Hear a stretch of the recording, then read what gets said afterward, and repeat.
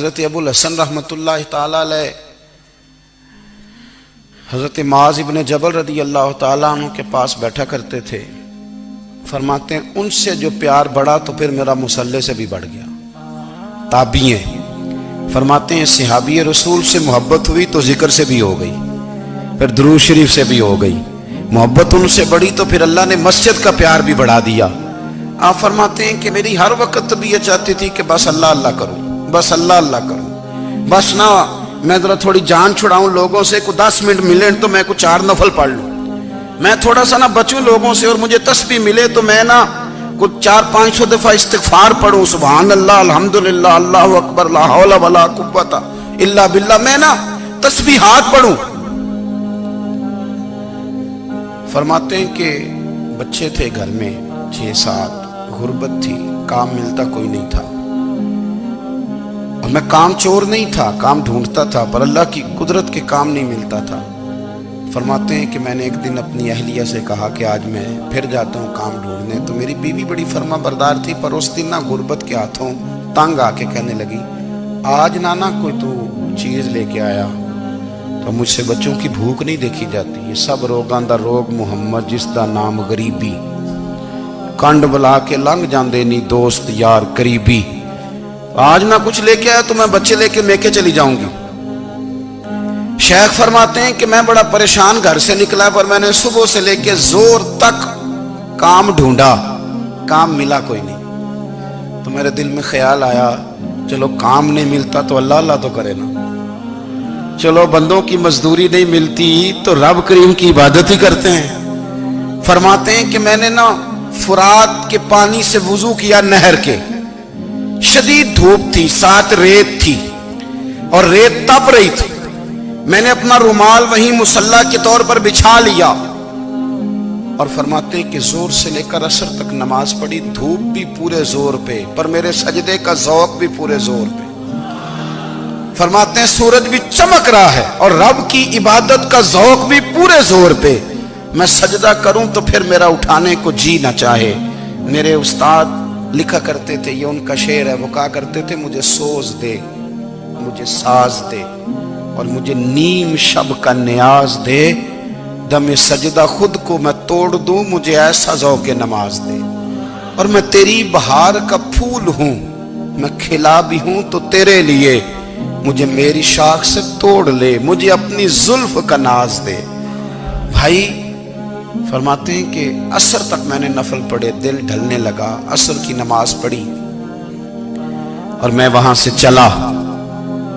اب میں جب نکلنے لگا تو دل میں خیال آیا کہ چھوٹی چھوٹی دیواریں ہیں گھر کی, بغیر کچھ لیے جاؤں گا تو بیوی دور سے دیکھے گی تو شور کرے گی کہ پھر خالی ہاتھ آ گیا ہے.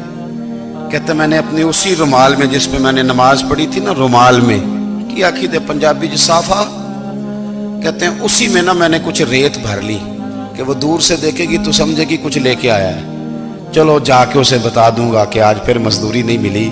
کہتے ہیں وہ ریت لے کر جب میں گھر میں گیا تو پہلے بیوی دروازے پہ کھڑی ہوتی تھی, پوچھتی تھی خالی ہاتھ آ گئے ہو, آج میں نے دیکھا تو ہے ہی کوئی نہیں.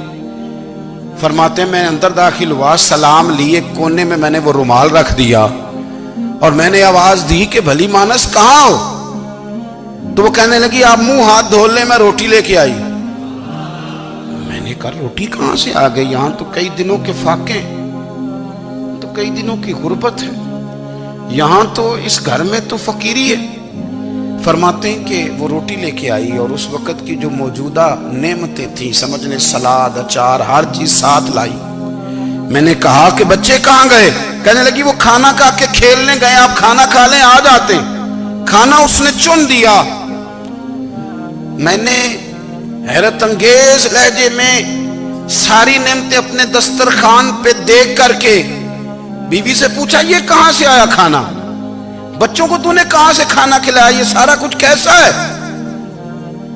کہنے لگی پتہ نہیں آج آپ کس کریم کی مزدوری کرنے چلے گئے تھے, پتہ نہیں کس کریم کی, میرے گھر میں تو اتنی نعمتیں آئی ہیں کہ مجھ سے سنبھالی نہیں جا رہی, اتنا اناج ہے, اتنا گندم ہے, کس کریم کے دروازے آج چلے گئے تھے؟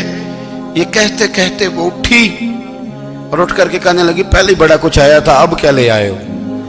اور جا کر کے نا اس نے وہ ریت والا رومال کھولا کہنے لگے میں تو لے کے آیا تھا ریت، تو میرے رب نے اسے بھی سونے اور ہیرے بنا دیا تھا۔ جب آپ کی توجہ اللہ کی جانب، میرے نبی پاک صلی اللہ تعالی علیہ وسلم نے فرمایا ہر چیز اپنے رب سے مانگ، ہر چیز مانگ، ہر چیز مانگ۔ یا رسول اللہ کیا کچھ؟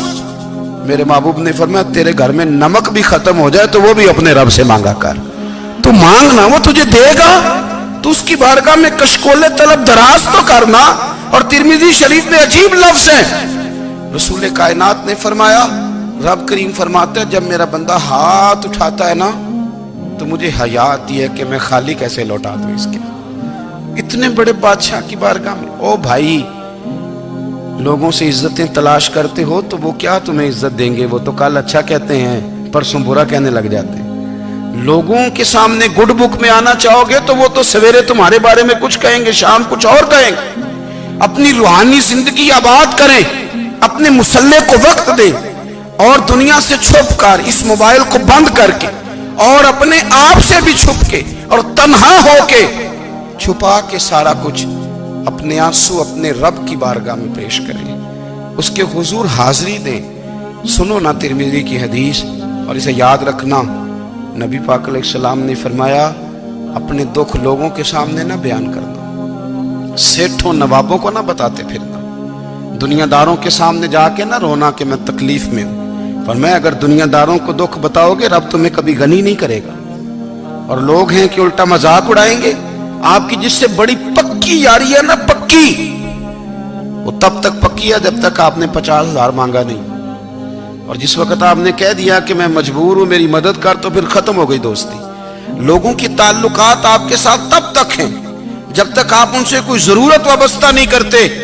کریم محبوب فرمانے لگے بندوں کے سامنے دکھ نہ بیان کرنا، اللہ تجھے کبھی غنی نہیں کرے گا۔